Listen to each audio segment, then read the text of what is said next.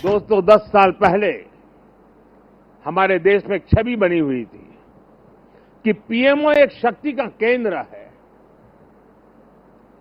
एक बहुत बड़ा पावर सेंटर है। और मैं न सत्ता के लिए पैदा हुआ हूं, न मैं शक्ति अर्जित करने के लिए सोचता हूं। मेरे लिए पीएमओ सत्ता केंद्र बने, पीएमओ शक्ति केंद्र बने, ये न मेरी इच्छा है न मेरा वो रास्ता है।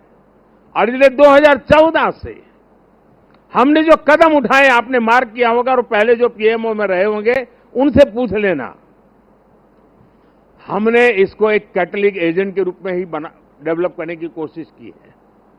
वो कैटलिक एजेंट के यहां से ऊर्जा प्रसारित होती रहे, यहां से नई नई चेतना प्रसारित होती रहे, जो पूरे तंत्र के अंदर एक प्रकार से विद्युत की तरह नई चमक दे, नई रोशनी दे, नई सामर्थ्य दे।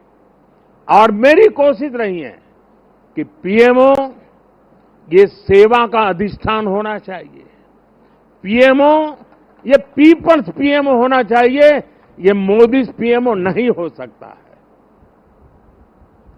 और इसलिए मेरे दिल दिमाग में सिवाय 140 करोड़ कोई नहीं, और मेरे लिए 140 करोड़ नागरिक नहीं है, मेरे लिए 140 करोड़ परमात्मा का रूप है। और जब मैं सरकार में बैठ करके कोई निर्णय करता हूं तो मैं सोच रहा हूं कि मैंने आज 140 करोड़ देशवासियों को इस रूप में मैंने पूजा की है, और उनके चरणों में मैंने इस योजना के रूप में एक पुष्प चढ़ाया है। उस भाव से मैं काम करता हूं। सरकार की बात आती है तब वो अकेला मोदी नहीं होता है, उसके जो हजारों दिमाग उसके साथ जुड़े हुए हैं, हजारों मस्तिष्क जो इस काम में लगे हुए हैं, हजारों भुजाएं जिस काम को कर रही है, एक जो विराट रूप है, उसी का परिणाम होता है कि सामान्य मानवी को भी उसके सामर्थ्य का साक्षात्कार होता है। और एक बार जब सामर्थ्य का साक्षात्कार हो जाता है तो समर्पण अपने आप समाहित हो जाता है। और ये पूरा 3 महीने का कालखंड उस सामर्थ्य के साक्षात्कार का, उस सामर्थ्य के प्रति समर्पण के भाव का, और उस समर्पण के अंदर नए संकल्पों की ऊर्जा जुड़ी हुई थी, जिसका परिणाम है कि आज हम फिर एक बार देश की सेवा के लिए प्रशस्त हो रहे हैं। हम वो लोग नहीं हैं कि जो इतने बजे ऑफिस शुरू होता है, इतना बजे पूरा होता है, हम वो लोग नहीं है। हमारे लिए समय के बंधन नहीं है, हमारे लिए सोचने की सीमाएं नहीं हैं, हमारे लिए पुरुषार्थ के लिए कोई मानदंड नहीं है। जो इससे परे है वही तो मेरी टीम है, और वही टीम पर देश को भरोसा है। साथियों, 10 साल में बहुत सारे लोग आप में से होंगे जो 10 साल से मुझे जेल रहे हैं, कुछ लोग हैं जो शायद अब जेलना शुरू करेंगे, कुछ लोग होंगे साहब बहुत हो गए, अब कहीं और जाए तो अच्छा होगा। जो जाना चाहते हैं उनको मेरी तरफ से शुभकामनाएं हैं। आपने इतना किया इसलिए धन्यवाद है। जो आना चाहते हैं, अगर आज टीवी पर मेरी बात सुन करके जो मन भाव से खप जाना चाहता है 5 साल, आइए, निमंत्रण है। और हम मिल करके दोस्तों एक ही लक्ष्य, नेशन फर्स्ट, एक ही इरादा, 2047 विकसित भारत। और मैंने पब्लिकली कहा है, मेरा पल पल देश के नाम है। और मैंने ये भी वादा किया है देश को, 24/7 फॉर 2047। मुझे वो टीम से अपेक्षाएं हैं।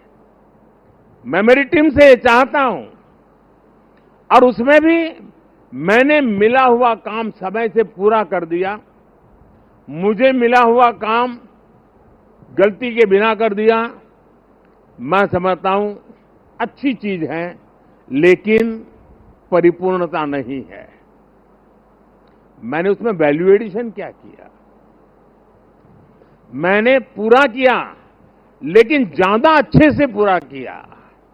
मैंने पूरा किया, लेकिन आगे अब किसी के सर पे बोझ नहीं रहेगा, इतना मैंने करके रखा है।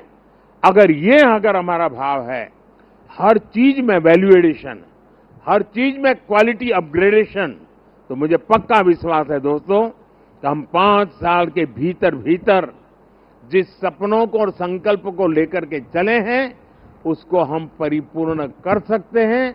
10 साल का मेरा अनुभव है, जो तय किया उसको हम करके रहे हैं।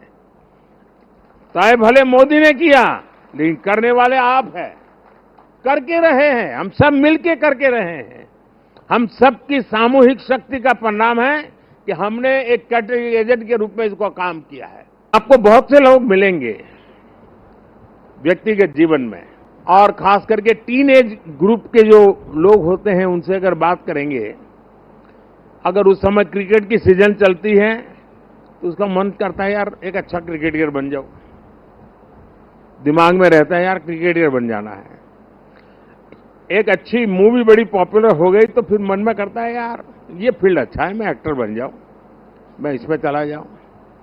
उसी समय मान लीजिए चंद्रयान की घटना घटी है तो उसको लगता है यार ये फील्ड बहुत अच्छा है, साइंटिस्ट बन जाओ।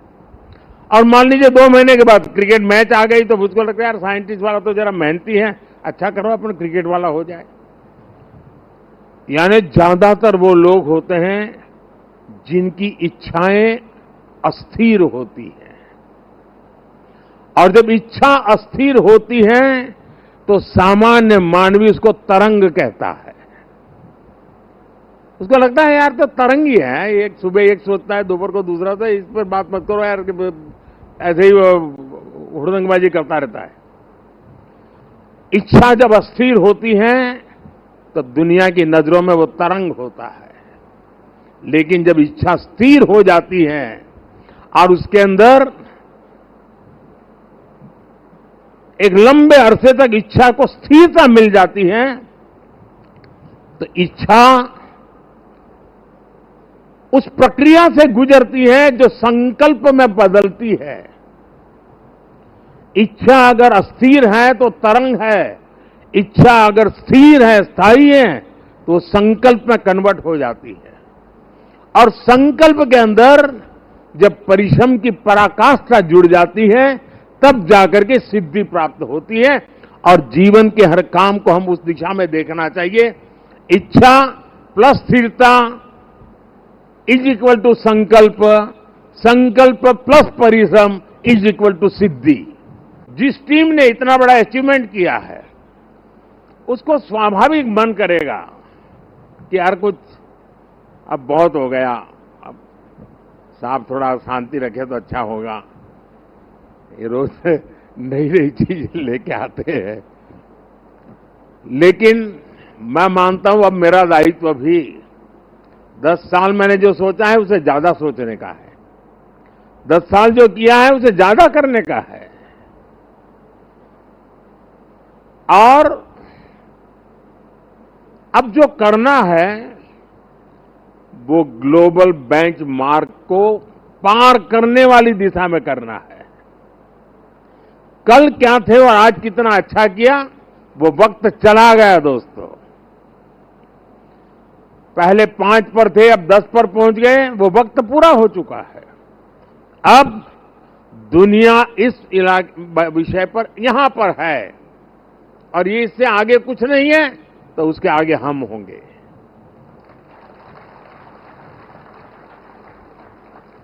जहां कोई नहीं पहुंचा, वहां हमारे देश को हमें पहुंचाना है। और व्यक्ति के जीवन में हो, समूह का जीवन हो या राष्ट्र का जीवन हो, जब तक वो बड़े संकल्प के साथ सोचता नहीं है, परिणाम नहीं मिलता है। साथियों, जब हम काम करते हैं तब तीन चीजें बहुत अनिवार्य होती है और अगर तीन चीजें हमारे पास उपलब्ध हो तो मैं नहीं मानता हूं कि विफलता दूर दूर तक भी नजर आएगी। और जब मैं तीन बातें कहता हूं, एक, क्लैरिटी ऑफ थॉट्स। जहां तक इस सरकार का सवाल है, मैं मानता हूं कि कोई उलझन नहीं है। बाएं जाए, दाएं जाए, ऊपर जाए, नीचे जाए, कुछ नहीं, उसको पता है ऐसे ही जाना है और उसे पा करके रहना है। इतनी क्लैरिटी ऑफ थॉट्स किसी भी काम की सफलता के लिए सबसे पहली जरूरत होती है। फेथ इन कन्विक्शन दूसरा पार्ट है कि जो मैं सुन रहा हूं, जो मुझे बताया जा रहा है, उसके प्रति मेरे मन में अश्रद्धा नहीं होनी चाहिए, मेरे मन में इफ्स एंड बट्स नहीं होनी चाहिए। फेथ इन कन्विक्शन, जो मैंने सुना है और अनुभव कहता है कि हां यार, मेरे विचारों में मेल नहीं बैठता है, लेकिन यही है रास्ता, तो चलो लग जाओ। लेकिन इतने से भी पूरा नहीं होता है। Clarity of vision, faith in conviction is not enough to achieve. और इसके लिए चलता है कैरेक्टर टू एक्ट। मुझे अपने व्यक्तित्व को उस प्रकार से गढ़ना पड़ता है, मेरे समय का सर्वाधिक उपयोग उस काम के लिए लगाने का मुझे प्रायोरिटी तय करनी होती है, खुद को खपाना पड़ता है। मेरा शरीर, मेरा मन, बुद्धि, सब कुछ मेरा कैरेक्टर टू एक्ट, उस काम को पूर्ण करने वाले कैरेक्टर के रूप में अगर निकलता है तो मैं परिणामों को प्राप्त कर।